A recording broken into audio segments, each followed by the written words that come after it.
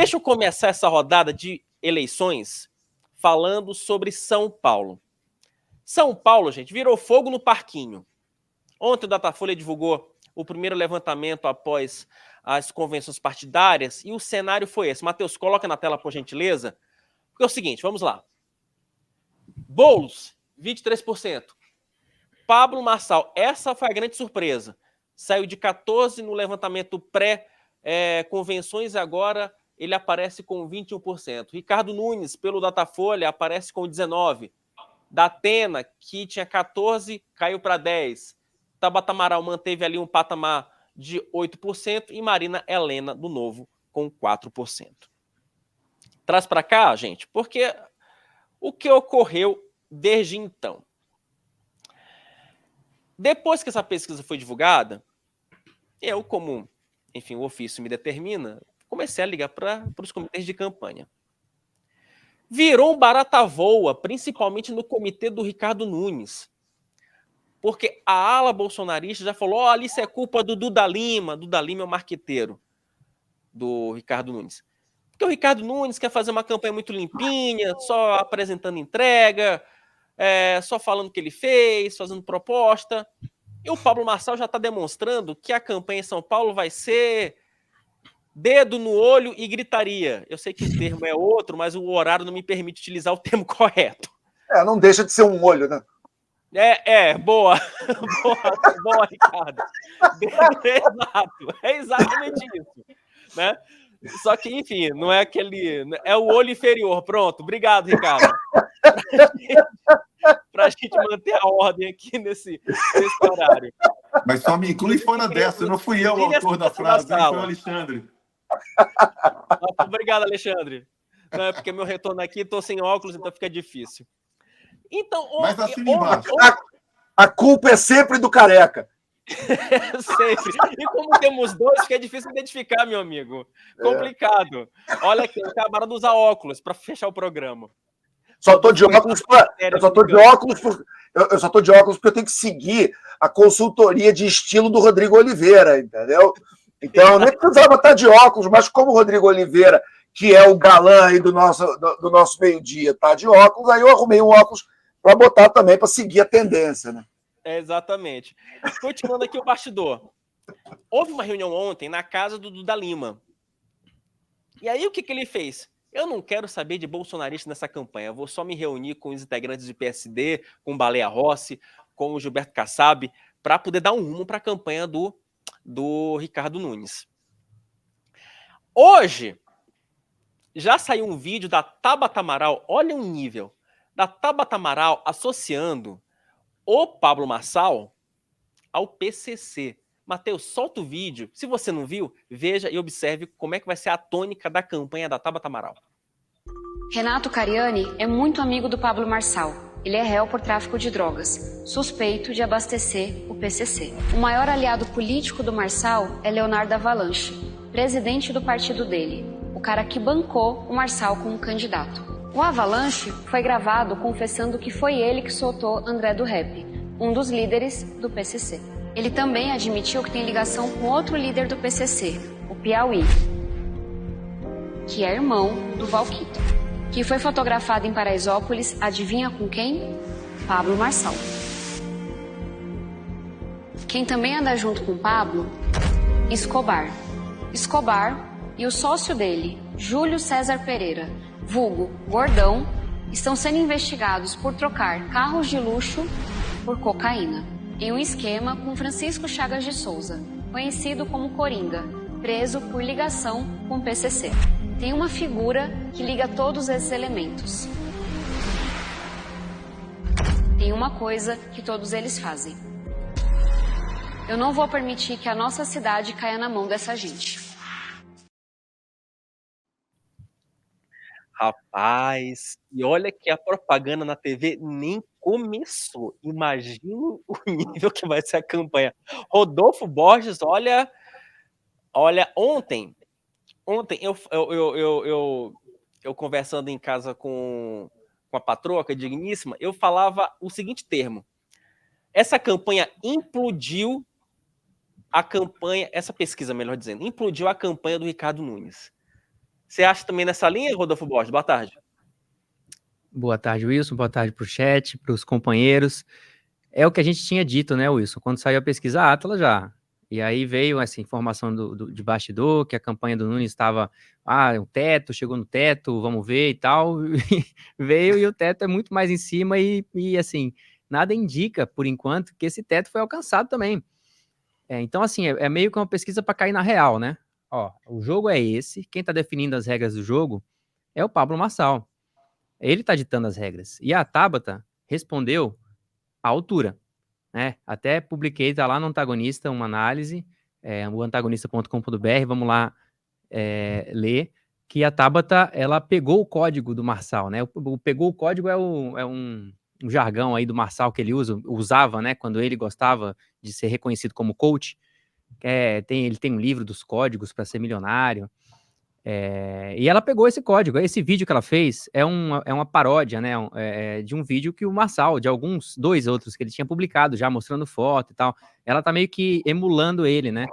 E o que eu digo nessa análise, que é o que eu acho que eu vou dizer aqui, é que pode ser que não dê em nada isso, né, da Tabata, porque a questão do Marçal é mais do que a retórica de rede social dele, que é muito boa, né, que é muito eficiente. É a rede que ele criou. Então, enquanto a gente está falando aqui, tem um monte de gente falando volta no Marçal, faz o M.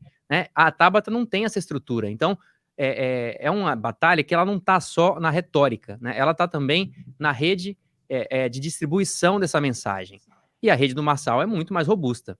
Né? Agora, que a Tabata é a única, aparentemente, até agora, né? E eu digo até agora porque é isso, as campanhas estão revendo as estratégias.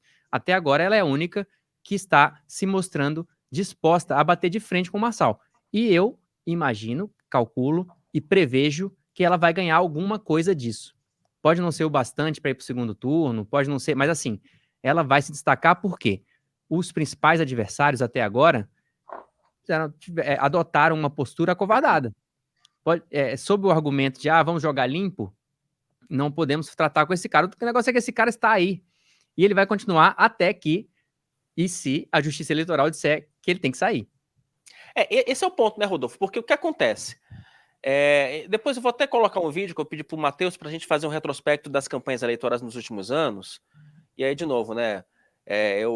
Para mim é uma honra dividir aqui o meio-dia com o Alexandre e com o Ricardo, que são dois experts em análise de campanha eleitoral. Por exemplo, o Alexandre Borges já foi marqueteiro político, então, assim, é bom que a gente consegue trazer um pouco essa análise da mudança das campanhas. Porque é o seguinte, o que se percebe é que o Pablo Marçal estabeleceu uma linguagem nessa campanha, e olha que ela nem começou, tudo bem, o Pablo Marçal ele não vai ter direito ao tempo de TV, mas nas redes sociais ele já é muito eficiente. O Pablo Marçal estabeleceu um estilo anárquico para essa campanha eleitoral. É quase um jogo de vale tudo. E se você, amigo espectador, se você imaginava que a campanha de 2018, que a campanha de 22, por exemplo, as campanhas presidenciais, já eram campanhas baixas, de baixo nível, sem proposta, basicamente calcada no ataque, o Pablo Marçal mostrou o seguinte, né? Não chegamos no fundo do poço. Depois do fundo do poço tem um alçapão e olha, ele pode ser bem, bem profundo, não é, Alexandre? É isso. Você sabe que é engraçado você lembrar do meu passado marqueteiro político, porque o meu cérebro marqueteiro político, vendo essas discussões, ele fica realmente um pouco mais aceso, ele acorda do seu sono profundo. Enfim, vamos lá, vou tentar sintetizar o que está acontecendo na minha visão. Né? A gente vive um momento histórico, mundial, há coisa de 25 anos, pelo menos, de você ter, desde o surgimento aí da força dos meios digitais, das redes sociais, você tem uma parte da população muito grande que ganhou voz. E quando você tem uma parte da população irritada, uma parte da população que está com raiva do sistema, com raiva das elites, com raiva dos oligopólios, blá, blá, blá, essas pessoas tendem a buscar candidatos que elas sentem que têm essa indignação que elas têm, que fariam o que elas fariam. Por exemplo, você vai lembrar do 6 de janeiro, 5 mil pessoas tiveram uma oportunidade, invadiram os principais prédios públicos do Brasil, quebraram tudo. Então, assim, aquilo ali é o quê? É uma irritação, aquilo ali é uma raiva, aquilo ali é alguma coisa incontida, que algumas pessoas têm coragem de ir, coragem não é o termo, mas tem a falta de limite de ir até o fim e quebrar prédio público, obra de arte, etc. Mas tem outras pessoas que esse mesmo ressentimento guardado, ele é colocado para fora com um candidato onde você se imagina essa coisa da elite, do sistema, você pensa assim, quem é o cara que vai irritar o sistema? Quem é o cara que, se eu votar, eu vou tirar do sério todo mundo que eu não gosto? Na política, no jornalismo, nas artes, na cultura pop, etc. Então a gente vê isso não é só um fenômeno brasileiro. Eu acho que até começou muito na Itália, com um cara chamado Beppe Grillo, que é um comediante, que ele montou um movimento, o Partido 5 Estrelas, e o movimento dele lá na Itália, há mais de 20 anos, há uns 15 anos pelo menos, e ele era muito isso. Né? Ele inclusive, criou um dia na Itália, que se comemora agora, que eu vou falar o termo em italiano, que não dá para traduzir, né? Em italiano é vaffanculo. E ele bota o V, e ele criou o dia do vaffanculo, que uma vez por ano as pessoas vão para a rua fazer isso, entendeu? Que é o quê? Vão tomar naquele lugar, né? Enfim. Então, assim, você vê esse tipo de reação onde o eleitor gosta de alguém que bota isso para fora. O Bolsonaro, evidentemente, explorou isso. O Bolsonaro é um fenômeno que, em grande parte, pega esse sentimento de muita gente. Desde 2018, onde, claro, eu sei que os bolsonaristas ficam irritados quando eu falo isso, mas é claro que ele só foi eleito porque o Lula foi preso. Né? O Lula tinha o dobro das intenções de voto dele, e 4 anos depois, quando eles disputaram, o Lula ganhou. Então, assim, é óbvio que o Bolsonaro só foi presidente porque o Lula foi preso. Mas, mesmo assim, ele foi o segundo colocado, venceu do Haddad, foi muito bem votado. Por quê? Porque ele botou para fora esse sentimento de muita gente. O que o Pablo Marçal está fazendo? O Pablo Marçal está multiplicando isso por 10. O Pablo Marçal pegou uma carteira de trabalho, eu acho que isso é eu queria que todo mundo tivesse essa imagem na cabeça. O Pablo Marçal pegou uma... Olha, deixa eu aproveitar já. Inclusive, tua conexão não está tão boa. Deixa eu até aproveitar, se a gente puder fazer uma reconexão do Alexandre, que eu acho que é boa, assim, para a gente continuar o comentário. O Matheus, coloca na tela essa imagem que o Ale se refere, que é a carteira de trabalho do Pablo Marçal, né, exorcizando a outra. Está aí. Exorcizando. Pronto, Ale, pode comentar em cima. Isso. Então, assim, enquanto o Bolsonaro fazia essas maluquices, mostrar remédio para ema, o Pablo Marçal fez uma coisa que era uma coisa que todo mundo que é meio de direita, que não gosta da esquerda, fala. O esquerdista morre de medo de uma carteira de trabalho. Né? Isso é uma história que todo mundo já ouviu isso 100 vezes. Ele fez isso de verdade. Ele chegou na cara do Guilherme Boulos e botou uma carteira de trabalho na cara dele.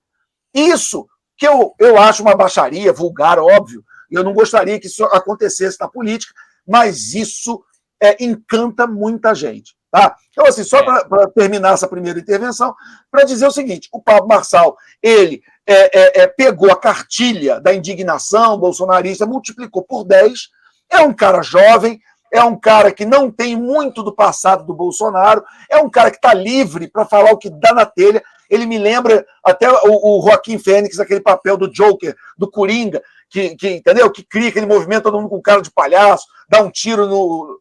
exatamente. Mateus sempre em cima da pinta, né? Então, assim, ele me lembra o Joaquim Fênix de Coringa, entendeu? Ele tá brincando, ele tá solto, ele tá a fim de fazer o que ele tiver vontade. Então, nesse sentido, a estratégia da Tabata tá correta, de jogar o jogo, que a Tabata é uma menina jovem, conhece essa linguagem de redes sociais, ela foi com tudo. Diferente do Ricardo Nunes, que é um sujeito careta. Última coisa que eu vou falar, juro.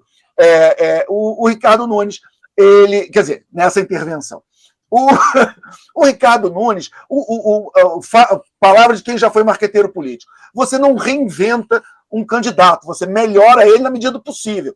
Agora, o Ricardo Nunes, você não vai transformar ele num cara engraçado, carismático, um cara que dá essas mitadas, porque não é ele, não combina com ele, não está dentro dele, entendeu? Então, o Pablo Marçal é um cara que se adapta a isso. A Tabata não vai chegar no ponto do Pablo, mas ela consegue fazer essa cara da menina severa, da sua sala do colégio, que senta na primeira fila com as canetas bonitinhas e que ela é sempre a primeira a entregar o trabalho, e ela consegue, dentro dessa severidade que ela consegue ter, ela pode entrar nessa briga de frente com o Pablo. Agora, o Ricardo Nunes, que foi uma escolha pessoal do Bolsonaro, ele não pode reclamar com ninguém, ele escolheu o Ricardo Nunes, ele que se vire agora com um cara sem carisma, numa disputa onde você tem pessoas que estão aí usando as mesmas táticas dele, só que com 100 vezes mais força, porque é assim que é, né? Deixa eu aproveitar e colocar o nosso Ricardo em full screen. Ale, tenta dar uma saidinha da conexão e voltar. Deixa eu colocar enquanto isso, deixa eu trazer o nosso Ricardo em full screen, porque tem um detalhe interessante nessa pesquisa, aí o Rodolfo pode me ajudar a corroborar essa tese, porque é o seguinte, se você for pegar os números do Datafolha do dia 8 de agosto, esses divulgados ontem, dia 22, tem um detalhe que eu acho que ele naquela pesquisa, eu acho que inclusive nós já comentávamos aqui, Rodolfo. Boa, obrigado, Matheus. Eu quero chamar a atenção para o Datena. Ele tinha 14%, caiu para 10%, e o Pablo Marçal tinha 14% e pulou para 21%.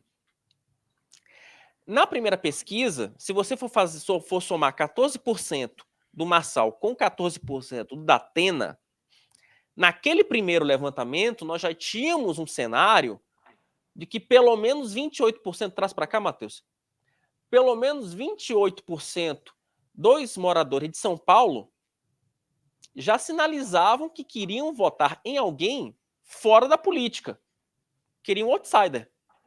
Agora, se você pega 10% do Datena e 21% do Pablo, eu tenho aí praticamente 1/3 da população paulistana apostando no outsider. E antes que você imagine, meu caro ouvinte, antes que você imagine que isso é algo novo, isso não é algo novo, não. Isso não é novidade. Matheus, solta, por gentileza, um vídeo que eu resgatei de 2010, de um outsider que abalou a política com uma propaganda um tanto quanto debochada. Adivinha quem está falando? Duvido vocês adivinhar. Joel, o Tiririca, candidato a deputado federal, 22, não esqueça, peguei vocês, enganei vocês pensaram que fosse outra pessoa, sou eu, abestado, vote 22. Pessoal de casa, tive que apelar, tive que trazer minha família, meu pai e minha mãe, para pedir o voto a vocês. Todo mundo está mostrando sua família. As pessoas se comovem com família na televisão. Pede, pai, voto. Vote no meu filho Tiririca, 22. Pede, mãe. Vote no meu filho Tiririca, 22. Não esqueça de votar no dia, tá chegando, 22. E pai, e mãe.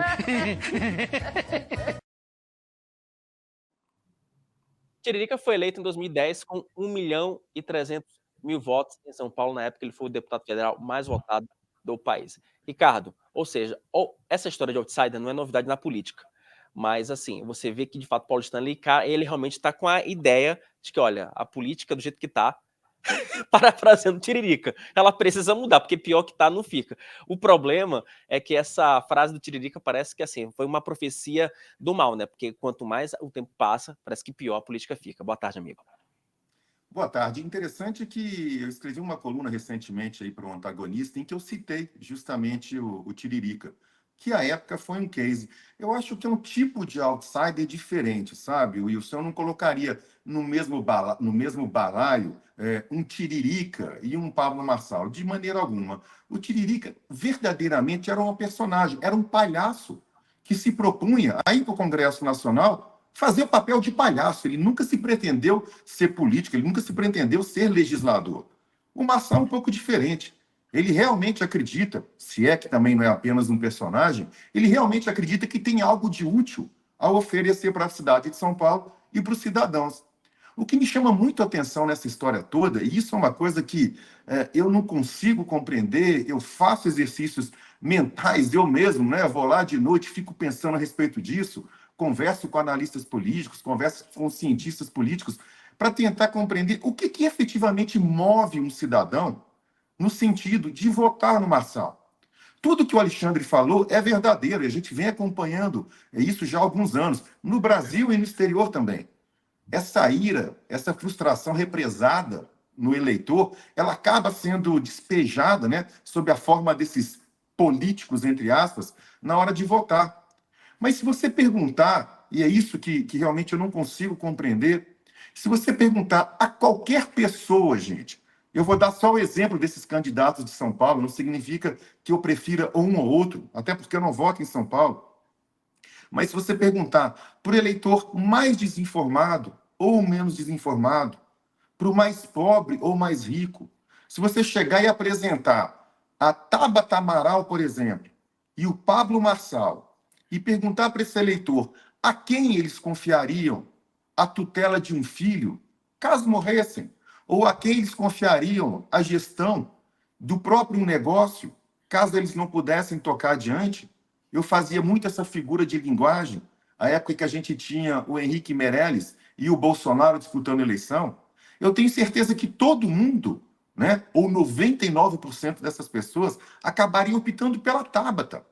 Ora, para eu deixar para eu deixar um filho sob guarda, logicamente eu vou deixar com a Tabata.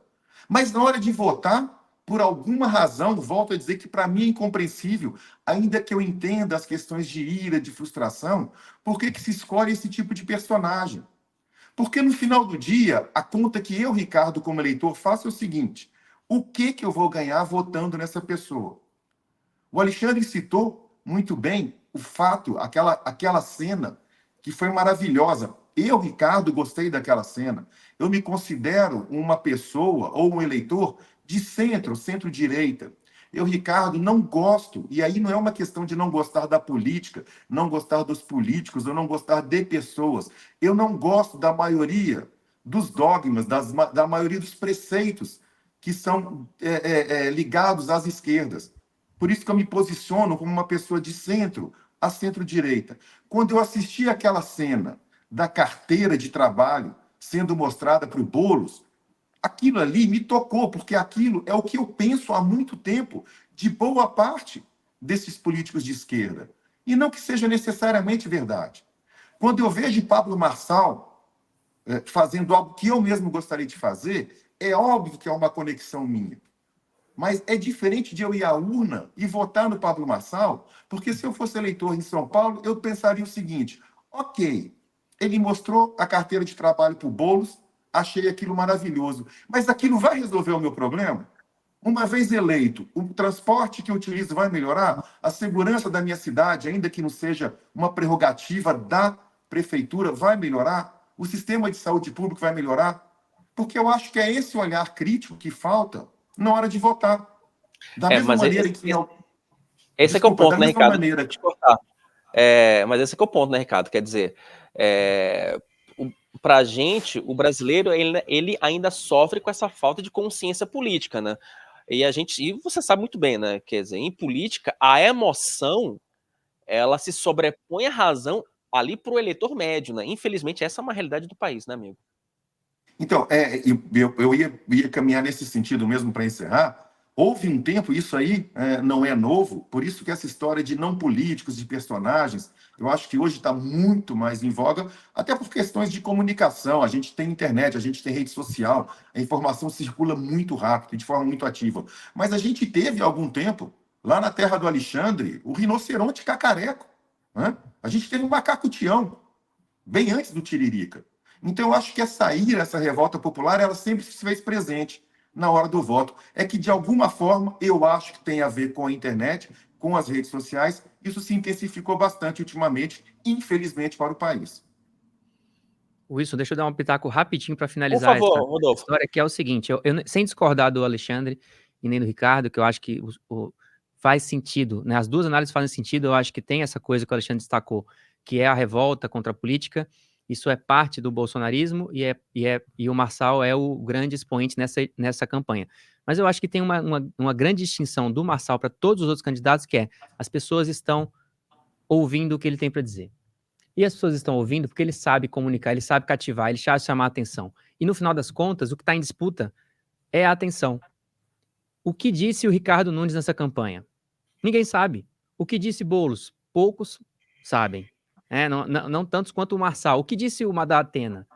A Tabata, eu acho que agora está começando a se aproximar um pouco dessa conexão possível com o eleitor. Então, o desafio é a disputa por atenção. O Marçal consegue chamar atenção. Se você não consegue chamar atenção, por que alguém vai votar em você? Ele não sabe quem você é, ele não sabe o que você quer. As pessoas estão sabendo, né, o que o Marçal quer. É verdade o que ele está dizendo? Aí, assim, pode não ser verdade, né? Ele vai ser capaz de fazer o que ele promete?